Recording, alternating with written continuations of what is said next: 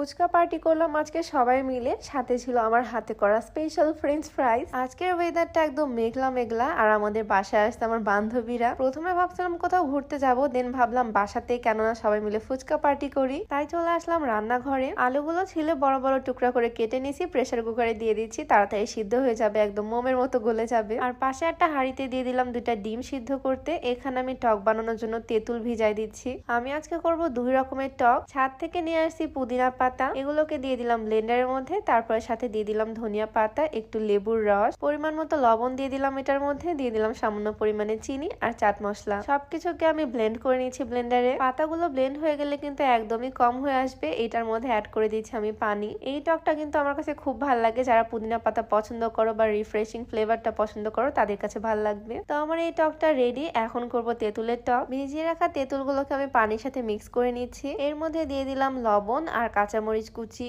আর আমাদের বাসায় বানানো চাট মশলা, একটুখানি লেবুর রস, ফ্লেভারের জন্য একটা শুকনা মরিচ। বাস এই তো আমার টক একদম রেডি। 2 রকম টক দিয়ে আজকে ফুচকাটা সার্ভ করব। টক বানাতে বানাতে এইদিকে আলু সিদ্ধ হয়ে গেছে। সিদ্ধ আলুগুলোকে আমি প্লেটে তুলে নিলাম, তার মধ্যে দিয়ে দিলাম শুকনা মরিচ, লবণ আর চাট মশলা। প্রথমে হাত দিয়ে ম্যাশ করার চেষ্টা করলাম, বাট যে পরিমাণে গরম তাই গ্লাস দিয়ে করে নিলাম। এই তো আলু ভর্তা একদম রেডি। এখানে পেঁয়াজ বা তেল ইউজ করা হয়নি। আর এদিকে ডিমও সিদ্ধ হয়ে গেছে, ডিম 2টা টপিংস এর জন্য। টপিংস এর জন্য আরো কিছু জিনিস আছে আমার কাছে, শসা, টমেটো, ধনেপাতা, ডিম, পেঁয়াজ কুচি, মরিচ কুচি। আর এবার ফাইনালি আমি ফুচকাগুলোকে ভেজে নিব। এগুলো বাজার থেকে কিনে আনা ফুচকার পাপড়, এগুলোকে আমি কয়েকটা একসাথে দিয়ে ভেজে নিচ্ছি। আর দেখো কতগুলো ভেজে নিচ্ছি আমি। ফুচকা বানানোর সব প্রসেস আমার কমপ্লিট। আর এইবার ফ্রেঞ্চ ফ্রাই করার পালা। আর তোমরা যারা লম্বা হতে চাচ্ছ, তোমরা চাইলে এই হাইট গ্রোথ প্লাস সাপ্লিমেন্টটা ট্রাই করতে পারো। এইটা বাংলাদেশের বিএসটিআই কর্তৃক অনুমোদিত হয়, এটাতে কোনো রকমের সাইড ইফেক্ট নাই। আর এটাতে ব্যবহার করার প্রত্যেকটা উপাদানই প্রাকৃতিক উপাদান। এটা বানানো খুবই সহজ। 1 গ্লাস গরম দুধের মধ্যে 1 চামচ পরিমাণে সাপ্লিমেন্ট গুলিয়ে মিশিয়ে নিলেই হয়ে যাবে। তো এই হাইট গ্রোথ প্লাস সাপ্লিমেন্টটা তোমরা পেয়ে যাচ্ছ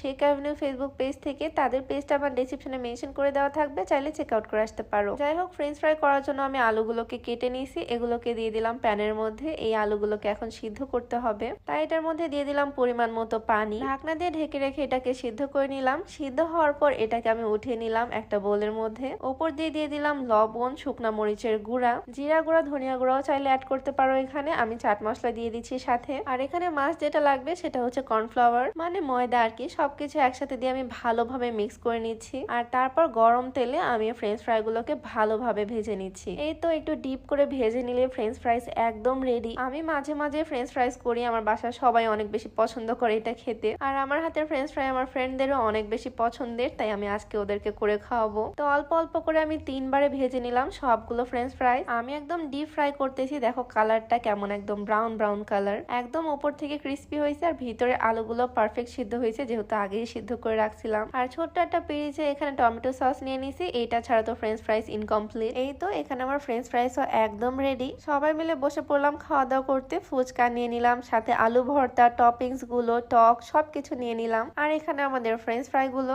আচ্ছা, ফুচকা দেখলে কার কার খেতে ইচ্ছা করে বলো তো? ফুচকা মানে মেয়েদের কাছে একটা ইমোশন, তাই না? আমি তো বানাই আর খাই। ফার্স্টেই আমি একটা ট্রাই করলাম, দারুণ হয়েছে টেস্ট। 1 প্লেট এখানে 1 নিমিষেই বানিয়ে ফেললাম। সবগুলো টপিংস আমি ওপর থেকে দিয়ে দিচ্ছি, সাথে ডিম গুলো কুচি কুচি করে দিয়ে দিলাম ওপর থেকে। এই 1 প্লেট ফুচকা সবাই মিলে খেতে 1 মিনিটও সময় লাগবে না। যে যার পছন্দের টক নেবে 1 চামচ আর খেয়ে ফেলবে। আমার কাছে তেঁতুলের টকটাই বেশি ভালো লাগে, তাই এটা দিয়ে বেশি করে খাচ্ছি। তো অনেকদিন পর সবাই মিলে অনেক মজা করলাম। তোমরা কারা কারা আছো ফুচকা লাভার, অবশ্যই কমেন্টে জানিও। তো আজকে ভিডিও ছিল এই পর্যন্তই। সবাই ভালো থাকো, আল্লাহ হাফেজ।